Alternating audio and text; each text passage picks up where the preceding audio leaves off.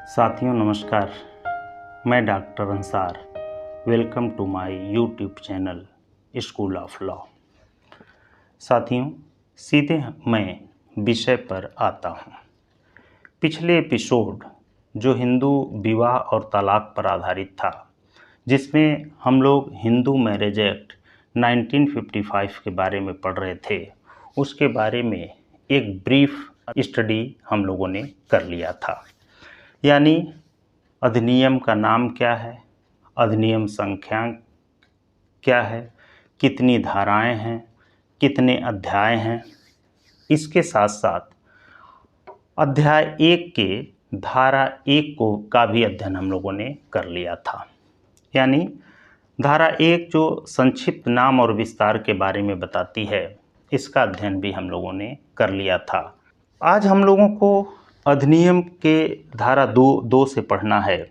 यानी अधिनियम की धारा 2 जो अधिनियम का लागू होना, अर्थात यह अधिनियम किन लोगों पर लागू होगा, इसके बारे में प्रावधान करती है और इसी का अध्ययन हम लोगों को करना है। देखिए, धारा 2 कहती है कि यह अधिनियम किन लोगों पे लागू होगा। धारा 2 के अनुसार यह अधिनियम वीरशैव, लिंगायत, ब्रह्मा, प्रार्थना या आर्य समाज के अनुयायियों सहित ऐसे किसी व्यक्ति को लागू है जो कि हिंदू धर्म के रूपों के विकासों में से किसी के नाते धर्म से हिंदू है। धारा 2B कहती है ऐसे किसी व्यक्ति को लागू है जो कि धर्म से बौद्ध, जैन या सिख है। और सेक्शन 21C कहता है जब तक कि उन राज्य क्षेत्रों में जिस पर कि इस अधिनियम का विस्तार है अधिवासित ऐसे किसी व्यक्ति के बारे में जो कि धर्म से मुसलमान, ईसाई, पारसी या यहूदी नहीं है, वह यह सिद्ध नहीं कर दिया जाता कि यदि यह अधिनियम पारित न किया गया होता तो वह ऐसी किसी बात के बारे में जिसके लिए इस अधिनियम में व्यवस्था की गई है हिंदू विधि द्वारा या उस विधि की भाग रूप किसी रूढ़ि या प्रथा द्वारा शासित नहीं होता, ऐसे अन्य व्यक्ति को भी लागू है। सेक्शन 2 के साथ एक स्पष्टीकरण भी दिया गया है और स्पष्टीकरण में कहा गया है कि निम्नलिखित व्यक्ति यथा स्थिति धर्मतः हिंदू, बौद्ध, जैन या सिख हैं। स्पष्टीकरण ये कहता है कि ऐसा कोई बालक, चाहे वह औरस हो या जारज, जिसके माता पिता दोनों हिंदू, बौद्ध, जैन या सिख हैं। स्पष्टीकरण B कहता है ऐसा बालक, चाहे वह औरस हो या जारज, यानी लिजिटिमेट हो या इलिजिटिमेट, जिसके दोनों जनकों में से एक धर्म से हिंदू, बौद्ध, जैन या सिख है और जिसका कि लालन पालन उस आदिम जात, समुदाय, समूह या परिवार के सदस्य के रूप में किया गया है जिसका कि ऐसा जनक है या था। और स्पष्टीकरण C कहता है ऐसा कोई व्यक्ति जिसने हिंदू, बौद्ध, जैन या सिख धर्म ग्रहण किया है, पुनर्ग्रहण किया है। देखिए, अधिनियम की धारा 2 जो यह बताती है कि अधिनियम किन पे लागू होगा। उपरोक्त धारा 2 को पढ़ने से स्पष्ट हो जाता है कि यह अधिनियम किन लोगों पे लागू होगा या इस अधिनियम के प्रयोजन हेतु हिंदू कौन होगा। अर्थात हम ये भी कह सकते हैं कि यह अधिनियम जिन जिन लोगों पे लागू होता है वे सब इस अधिनियम के प्रयोजन हेतु हिंदू हैं। अब यहाँ 2 प्रश्न उठता है। पहला, हिंदू कौन है, अर्थात हु इज अ हिंदू, और दूसरा, इस अधिनियम के प्रयोजन हेतु हिंदू कौन है। वास्तव में जो दूसरा प्रश्न है कि इस अधिनियम के प्रयोजन हेतु हिंदू कौन है, यही मेरा विषय है, क्योंकि अधिनियम के धारा 2 में यह नहीं बताया गया है कि हिंदू कौन है, यानी हिंदू को परिभाषित नहीं किया गया है, बल्कि यह बताया गया है कि यह अधिनियम किस पर लागू होगा, अर्थात इस अधिनियम के प्रयोजन हेतु हिंदू कौन होगा। और इस बात को सेक्शन 2(3) में स्पष्ट भी आगे चल के किया गया है। देखिए, जो पहला क्वेश्चन है कि हिंदू कौन है, इसे स्पष्ट करने के लिए हमें इसे दो हिस्सों में बांट करके पढ़ना पड़ेगा। पहला, मुसलमानों के आगमन के पूर्व या मुस्लिम शासन की स्थापना के पूर्व की स्थिति, और दूसरा है मुस्लिम शासन के स्थापना के बाद की स्थिति। देखिए, मुसलमानों के आगमन की पूर्व की स्थिति या मुस्लिम शासन के स्थापना की पूर्व स्थिति क्या थी। देखिए, मुस्लिम शासन की स्थापना या मुसलमानों के आगमन के पूर्व जो हिंदू शब्द का प्रयोग होता था वह एक मत के अनुयायियों के लिए नहीं, बल्कि हिंदू शब्द का प्रयोग प्रादेशिकता के आधार पर किया जाता था। एक प्रदेश, भारतवर्ष के रहने वाले सभी लोग हिंदू कहलाते थे। ऐसा प्रतीत होता है कि हिंदू शब्द का प्रचलन ग्रीकों के आगमन के साथ शुरू हुआ। ग्रीक लोग इंडस घाटी में रहने वाले व्यक्तियों को इंडोई कहते थे और धीरे धीरे इस शब्द का प्रयोग सिंध नदी, जिसे इंडस नदी भी कहा जाता था, की वादी से परे रहने वाले व्यक्तियों के लिए भी होने लगा।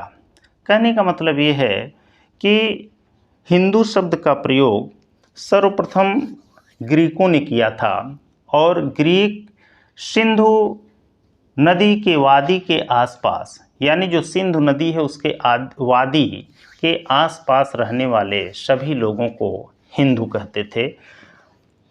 कुछ लोगों का कहना यह भी है कि सिंधु से ही हिंदू शब्द निकला हुआ है।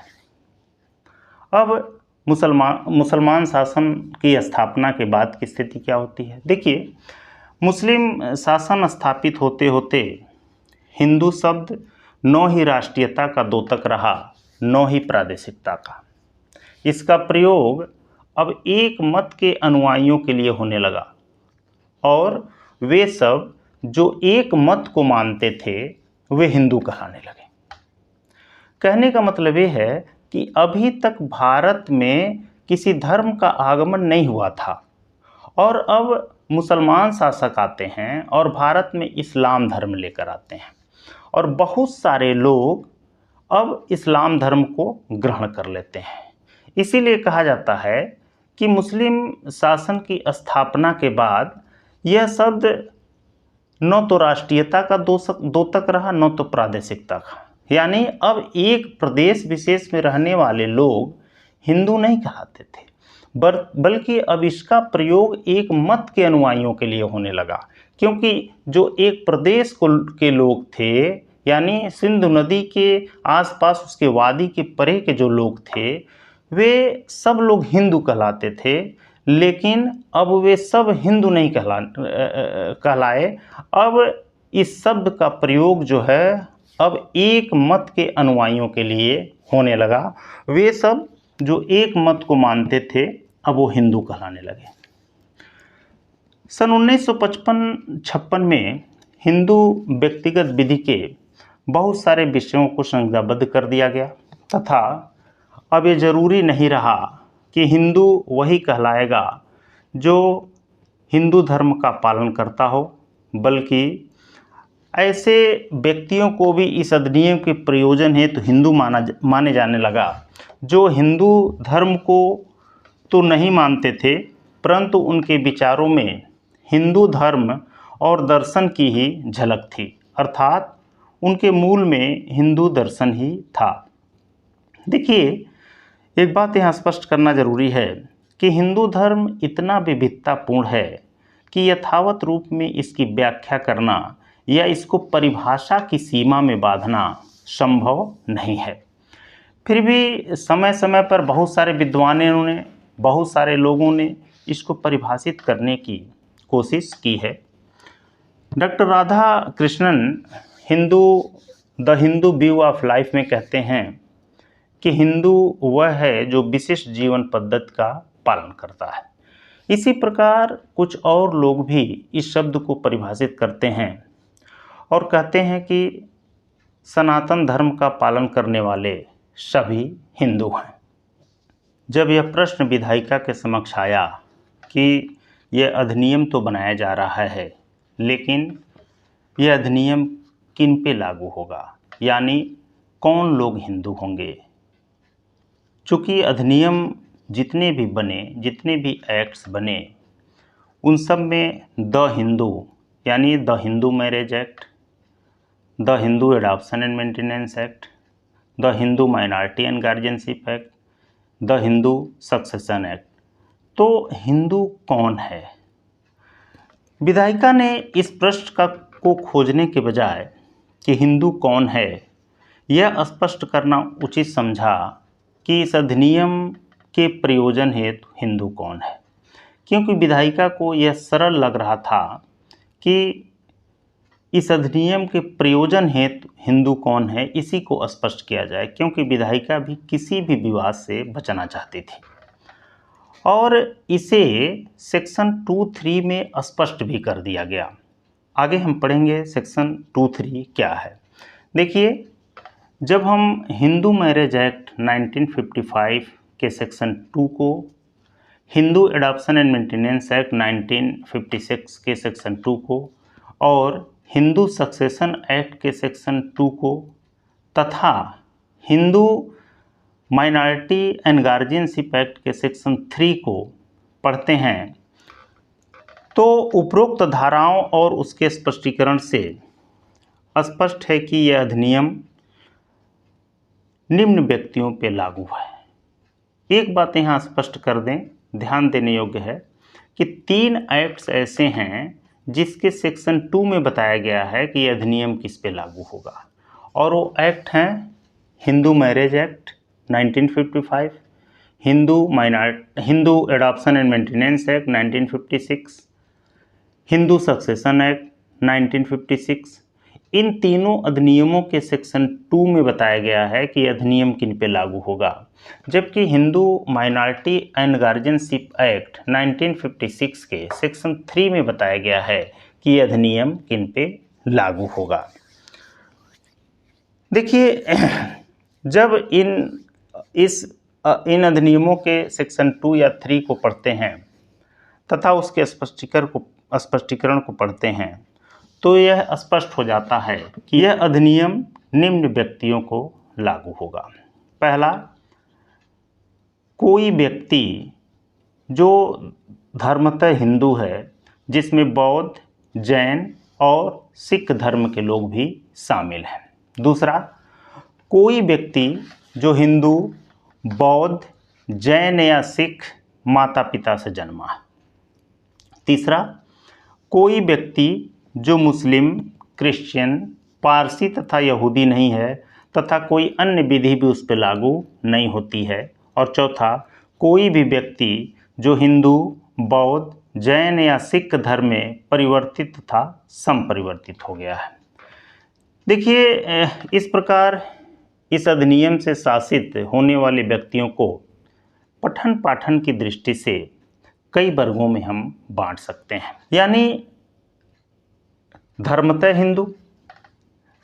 हिंदू कौन लोग होंगे? दूसरा है जन्मतः Hindu.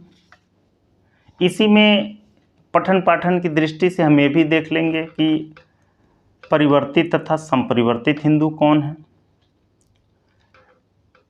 Hindu bye legal fiction यानी विधिक कल्पना द्वारा हिंदू, और घोषणा द्वारा हिंदू। देखिए, यहाँ एक बात स्पष्ट कर दूं कि ये जितनी भी बातें हैं वह पठन पाठन को सुगम बनाने के लिए ही की गई हैं। एक्चुअल में एक्ट में केवल धर्मतः हिंदू की बात की गई है।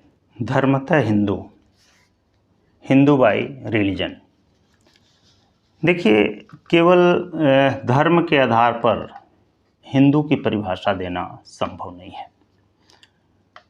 इस अधिनियम की धारा 2 में अधिनियम को उन सभी लोगों पर लागू किया गया है जो हिंदुत्व की कसौटी पर खरा उतरता है।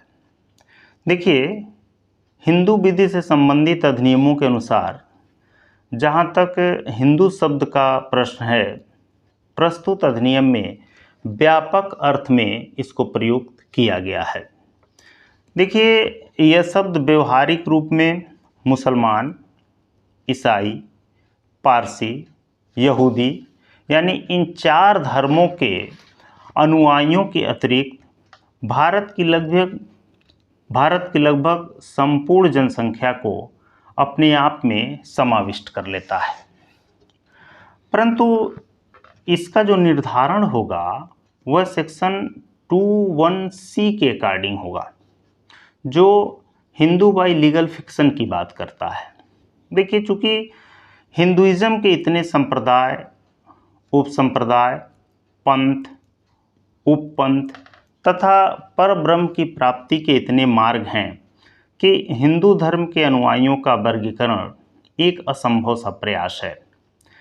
देखिए, यह भक्ति मार्ग, कर्म मार्ग या ज्ञान मार्ग द्वारा भी प्राप्त हो सकता है। इसकी प्राप्ति सगुण उपासना द्वारा, निर्गुण उपासना द्वारा, गीता उपदेश पर चलने से तथा उपनिषद के दर्शन द्वारा भी की जा सकती है। यह तपस्या द्वारा तथा ब्रह्मचर्य द्वारा भी प्राप्त किया जा सकता है। परंतु किसी भी मार्ग का अनुसरण करने वाला, किसी भी पंथ समुदाय का अनुयायी हिंदू ही कहलाएगा, हिंदू ही होगा और इन सबको धर्मतः हिंदू माना जाता है। देखिए, इसी प्रश्न का उत्तर जो अभी मैंने बताया, सुप्रीम कोर्ट ऑफ इंडिया ने एक वाद के माध्यम से दिया और उस वाद का नाम था शास्त्री यज्ञ पुरुष दास जी बनाम मूलदास। यह केस 1966 का था, अर्थात शास्त्री यज्ञ पुरुष दास जी बनाम मूलदास, AIR 1966 सुप्रीम कोर्ट। इसी मामले में सुप्रीम कोर्ट ऑफ इंडिया ने जो बात मैंने बताई है उसका उत्तर दिया और यह भी बताया कि इस तरह के सभी लोग धर्मतः हिंदू माने जाएंगे। यानी हो सकता है कि उनके मार्ग अलग हों, हो सकता है कि उनकी उपासना के तरीके अलग हों, वह सगुण हो सकता है, निर्गुण हो सकता है। इसका मतलब यह नहीं होगा कि वह किसी दूसरे धर्म के हो गए। देखिए, शास्त्री यज्ञ पुरुष दास बनाम मूलदास के मामले में सुप्रीम कोर्ट ऑफ इंडिया ने हिंदू धर्म की परिभाषा को देने का बड़ा ही साहसिक प्रयास किया। शास्त्री यज्ञ पुरुष दास के मामले में 2 प्रश्न था। पहला प्रश्न, क्या बम्बई हिंदू मंदिर प्रवेश विधेयक के अंतर्गत सत्संगियों के मंदिर में हरिजन अर्थात शूद्र प्रवेश कर सकते हैं? पहला प्रश्न। और दूसरा प्रश्न, क्या स्वामी नारायण संप्रदाय एक अहिंदू संप्रदाय है? यानी इस मामले में सुप्रीम कोर्ट ऑफ इंडिया के समक्ष 2 प्रश्न थे और दोनों बड़ा महत्वपूर्ण थे और दोनों का उत्तर बहुत ही अच्छी तरीके से जस्टिस गजेंद्र गटकर ने दिया था। इसमें बड़ी ही रोचक बात यह थी कि स्वामी नारायण संप्रदाय के समर्थकों ने सुप्रीम कोर्ट ऑफ इंडिया के समक्ष यह कहा कि जो स्वामी नारायण संप्रदाय है वह एक अहिंदू संप्रदाय है और जो यह अधिनियम बम्बई हिंदू मंदिर प्रवेश विधेयक बना है वो उन पे लागू नहीं होता। माननीय न्यायाधीश जस्टिस गजेंद्र गटकर इस प्रश्न का उत्तर ढूंढने के लिए तथा यह जानने के लिए कि क्या स्वामी नारायण मत हिंदू धर्मावलंबियों की शाखा है या नहीं, स्वामी नारायण मत के मूल सिद्धांतों का गहनता से पर्यवेक्षण तथा अध्ययन किया और पाया कि यदि हिंदू धर्म और दर्शन की उत्पत्ति और विकास के इतिहास पे दृष्टि डाला जाए तो यह पाया जाता है कि जब भी किसी महात्मा या सुधारक ने हिंदू धर्म में सुधार लाने और हिंदू धर्म को युक्तिहीन, भ्रष्ट तथा दूषित आचरणों से मुक्त करने का प्रयास किया तो एक नया मतावलंबी वर्ग तैयार हो गया। सुप्रीम कोर्ट का बड़ा स्पष्ट विचार था। जस्टिस गजेंद्र गढ़ ने कहा कि जब भी कोई हिंदू धर्म में किसी भी तरह की कोई युक्तिहीनता आई तो तमाम लोग आए जिन्होंने इसे सुधार करने की कोशिश की, इसे सुधारने की कोशिश की, और इसी कोशिश में उनके बहुत सारे मतावलंबी तैयार हो गए, एक वर्ग मतावलंबियों का तैयार हो गया। उन्होंने कहा कि परंतु ऐसा करने हेतु उन्होंने हिंदू धर्म और दर्शन के सिद्धांतों का ही सहारा लिया। किसी नई चीज की खोज, किसी नए धर्म की खोज उन्होंने नहीं कर दी। जस्टिस गजेंद्र गढ़कर ने कहा कि ऐसा करने हेतु उन्होंने हिंदू धर्म और दर्शन के सिद्धांतों का ही सहारा लिया। यह कभी नहीं कहा कि उस मत के प्रवर्तक और अनुयायी हिंदू नहीं हैं, या जो मंदिर या धार्मिक स्थल उन्होंने स्थापित किया है वे हिंदू धार्मिक स्थल या हिंदू मंदिर नहीं है। देखिए, कोई व्यक्ति जो हिंदू धर्म का पालन करता है, प्रव्यंजना करता है, आचरण करता है या हिंदू धर्म में आस्था रखता है, हिंदू है, परंतु केवल इस कारण किसी व्यक्ति को हम हिंदू कहने से इनकार नहीं कर सकते कि वह न तो हिंदू धर्म का पालन करता है और न ही वह उसकी प्रव्यंजना करता है और न तो वह उसमें आस्था रखता है। तथ्य यह है कि जब तक कि यह सिद्ध न हो जाए कि वह किसी अन्य धर्म को ग्रहण कर लिया है या किसी अन्य धर्म का अनुयायी हो गया है और यह अनुयायी व धर्म परिवर्तन द्वारा हो गया है, तब तक वह हिंदू ही माना जाएगा, वह हिंदू ही है। जैसे मान लीजिए कोई व्यक्ति है जो हिंदू धर्म या उसके किसी संप्रदाय को मानने वाला है और वह ईसाई मत का पालन करने लगा, परंतु उसने ईसाई धर्म को ग्रहण नहीं किया। उसने न तो अपने धर्म को छोड़ा और न तो उसने ईसाई धर्म को परिवर्तन या संपरिवर्तन द्वारा ग्रहण किया। ऐसी स्थिति में केवल ईसाई धर्म के कुछ मतों का पालन करने की वजह से वह ईसाई नहीं हो जाएगा, यानी अब भी वह हिंदू ही रहेगा। और इसी बात को प्रिवी काउंसिल ने रानी भगवान कौर बनाम जेसी बोस के मामले में कहा। प्रिवी काउंसिल ने इस मामले में कहा कि यदि कोई हिंदू है और वह नास्तिक हो जाए तब भी वह हिंदू ही रहेगा। एक और केस था जिसका नाम पेरूमल बनाम पुन्नुस्वामी का था। यह भी सुप्रीम कोर्ट ऑफ इंडिया का केस था। इसमें सुप्रीम कोर्ट ऑफ इंडिया ने कहा कि हिंदू धर्म की मान्यताओं और आदर्शों का अनुपालन न करने मात्र से ही कोई अहिंदू नहीं हो जाता है, और इसी बात को रानी भगवान कौर बनाम वाईसी बोस यानी योगेंद्र चंद्र बोस के मामले में कलकत्ता हाई कोर्ट ने भी कहा। इन्हीं सब सिद्धांतों का अनुसरण करके विधायिका ने अधिनियम किस पे लागू होगा को विस्तृत कर दिया। अब अधिनियम के प्रयोजन हेतु जो हिंदू हैं उनमें से कौन लोग धर्मतः हिंदू होंगे, कौन लोग जन्मतः हिंदू होंगे और कौन लोग विधिक कल्पना द्वारा हिंदू होंगे, इसके बारे में हम लोग अध्ययन करेंगे। देखिए, इस अधिनियम के सेक्शन 21A में जिन लोगों को बताया गया है या गिनाया गया है 21A में, वे सभी लोग धर्मतः हिंदू होंगे, अर्थात वीरशैव, लिंगायत, ब्रह्मा, प्रार्थना, आर्य समाज के अनुयायियों सहित ऐसा कोई व्यक्ति जो हिंदू धर्म के रूपों या विकासों के नाते धर्म से हिंदू है, वो सब धर्मतः हिंदू होंगे। जो सेक्शन 21B में जिन लोगों के बारे में बताया गया है कि कोई व्यक्ति जो धर्म से बौद्ध, जैन या सिख है, वह भी धर्मतः हिंदू होगा। इसी तरह C में जो बात बताई गई है कि विधिक कल्पना द्वारा हिंदू, अर्थात 21C में जो बताया गया है कि जब तक कि उन राज्य क्षेत्रों में जिन पर कि इस अधिनियम का विस्तार है, अधिवासित ऐसे किसी अन्य व्यक्ति के बारे में जो कि धर्म से मुसलमान, ईसाई, पारसी या यहूदी नहीं है, वह यह सिद्ध नहीं कर देता कि यदि यह अधिनियम पारित न किया गया होता तो वह किसी ऐसी बात के बारे में जिसके लिए इसमें व्यवस्था की गई है हिंदू विधि द्वारा या उस विधि की भाग रूप किसी रूढ़ी या प्रथा द्वारा शासित नहीं होता। ऐसे अन्य व्यक्ति भी हिंदू ही होंगे, अर्थात हिंदू धर्मतः हिंदू होंगे। देखिए, इसके साथ साथ जो स्पष्टीकरण बी है और स्पष्टीकरण सी है, उसमें भी जिन लोगों के बारे में बताया गया है वे लोग धर्मतः हिंदू माने जाएंगे। अब जन्मतः हिंदू कौन लोग होंगे? देखिए, सेक्शन 2 के स्पष्टीकरण ए में जिनको बताया गया है वे लोग जन्मतः हिंदू होंगे।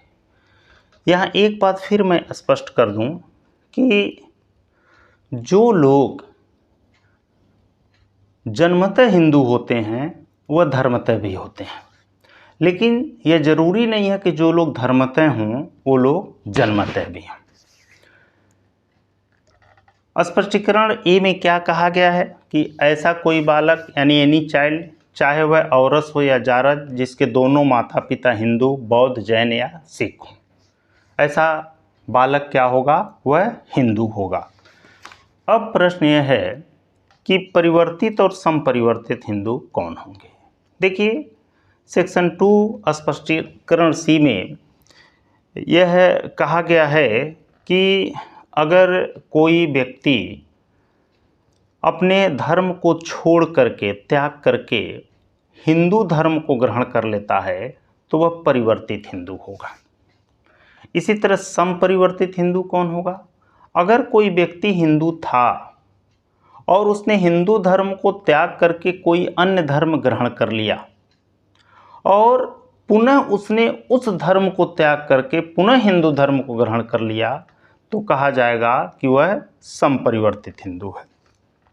एक बात यहाँ ध्यान दीजिएगा कि परिवर्तन और समपरिवर्तन के लिए धर्म का त्याग करना तथा दूसरे धर्म को ग्रहण करना बहुत ही आवश्यक है।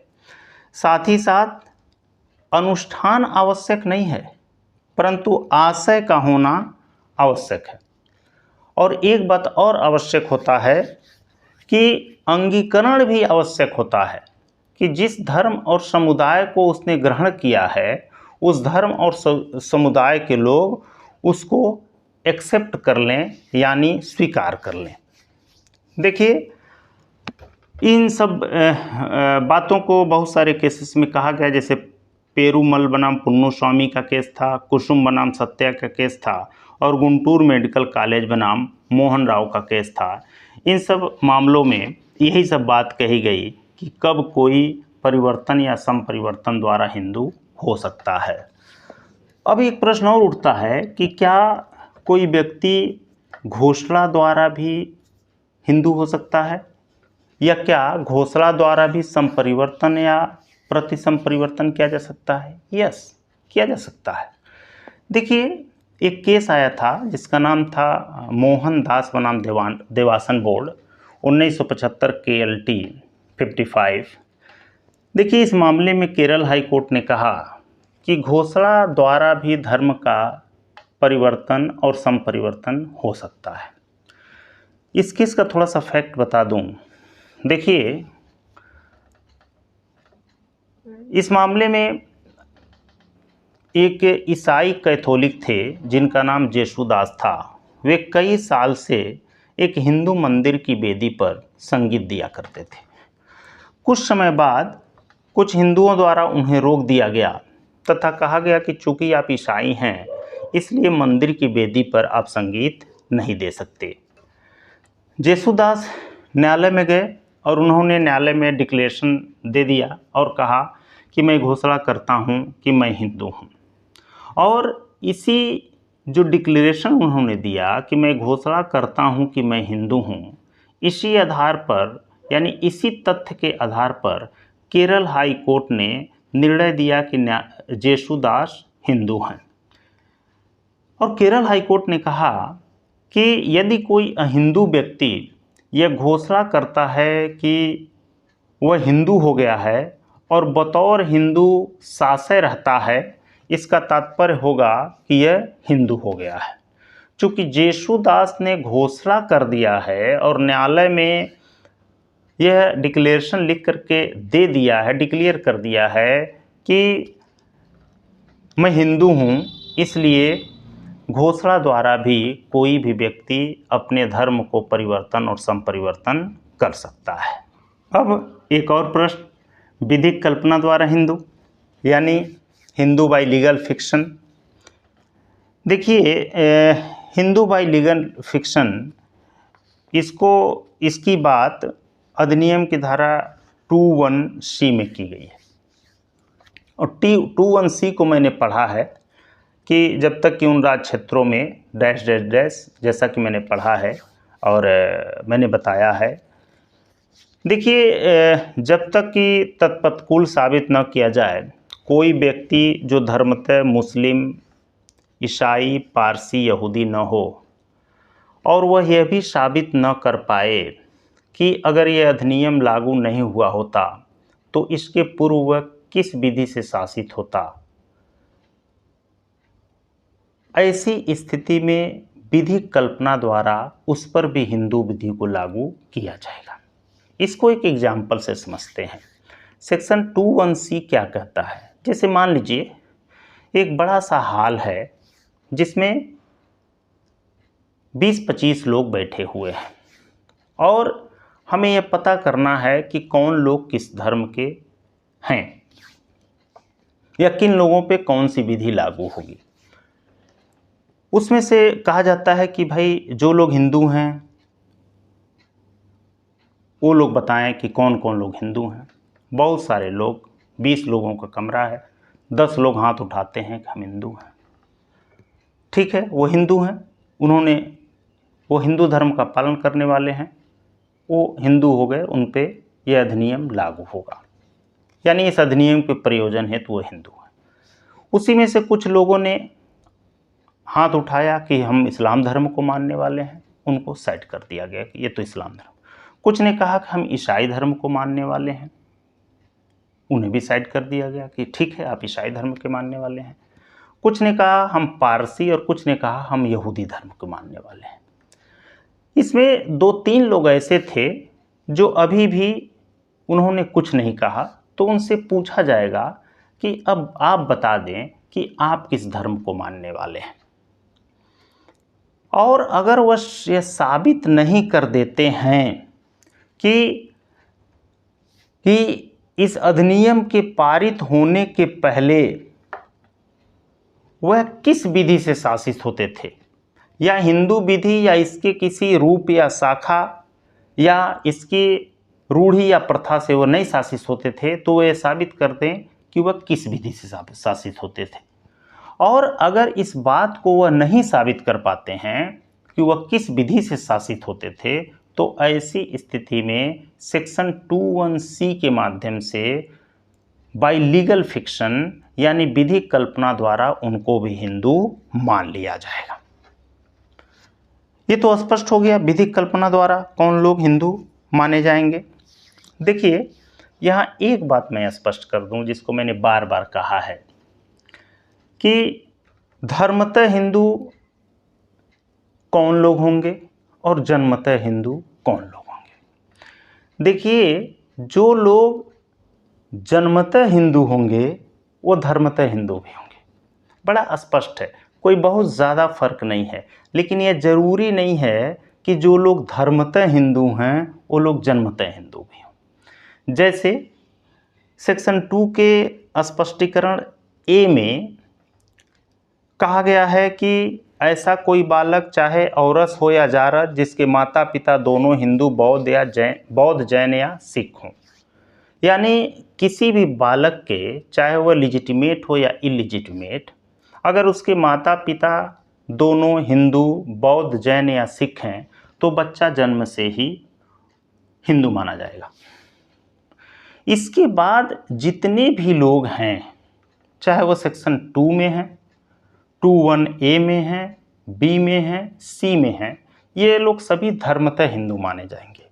इसी के साथ साथ स्पष्टीकरण में जो स्पष्टीकरण बी दिया हुआ है यह भी धर्मतः हिंदू माना जाएगा, और जो सी दिया हुआ है उसमें भी लोग धर्मतः हिंदू ही माने जाएंगे, भले ही वो परिवर्तन या संपरिवर्तन द्वारा हिंदू हुए हैं। इसी के साथ जो विधिक कल्पना द्वारा जिनको हिंदू माना जाता है वे भी धर्मतः हिंदू ही माने जाएंगे। कहने का तात्पर्य यह है कि केवल और केवल एक जगह हमको महसूस होता है, हमको लगता है कि जन्मतः हिंदू की बात की गई है, और वह है सेक्शन 2 स्पष्टीकरण ए। बाकी जिस भी रूप में कोई है वह सब धर्मतः हिंदू हैं। यानी अगर कोई जन्मतः हिंदू है तो भी वह धर्मतः हिंदू है, लेकिन ये जरूरी नहीं है कि जो धर्मतः होगा वह जन्मतः भी होगा। अब देखिए अधिनियम के सेक्शन 2 सब सेक्शन 2 में कुछ बात बताई गई है जो एसटी के बारे में है, शेड्यूल ट्राइब के बारे में है, और कहा गया है भारत के संविधान के अनुच्छेद 366-25 में देखिए कुछ ऐसी बातें कही गई हैं कि इस अधिनियम का प्रभाव तब तक शेड्यूल ट्राइब पर यानी अनुसूचित आदिम जाति पे न होगा जब तक कि केंद्रीय सरकार राज्य की गजट में इस बात की घोषणा न कर दे। देखिए यहीं पे एक सेक्शन 2 सब सेक्शन 3 है जिसमें इस बात को स्पष्ट कर दिया गया है कि इस अधिनियम के प्रयोजन हेतु हिंदू कौन है, यानी इस अधिनियम के प्रयोजन हेतु कौन कौन लोग हिंदू होंगे। भले ही वे अपने आप को हिंदू मानते हों, हिंदू धर्म के अनुसार अपना आचरण करते हों या न करते हों, वह उनका पर्सनल मामला है, लेकिन इस अधिनियम के प्रयोजन हेतु वे भी हिंदू होंगे। देखिए सेक्शन 2 सब सेक्शन 3 क्या कहता है कि इस अधिनियम के किसी प्रभाव से हिंदू पद का ऐसे अर्थ लगाया जाएगा मानो कि इसके अंतर्गत ऐसा व्यक्ति है जो कि यद्यपि धर्म से हिंदू नहीं है तथापि ऐसा व्यक्ति है जिसे कि यह अधिनियम इस धारा में अंतर्विष्ट उपबंधों के बल से लागू है।